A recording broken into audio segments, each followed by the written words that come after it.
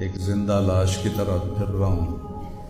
تھوڑی دیر کے لیے دل بہل جاتا ہے، پھر وہ آنکھوں کے سامنے آ جاتا ہے. اس موقع پر کچھ لوگوں نے بہت منفی کردار ادا کیا اور سوشل میڈیا پہ کیا کیا میرے ملک کے انسانیت ہی بھول گیا ہے.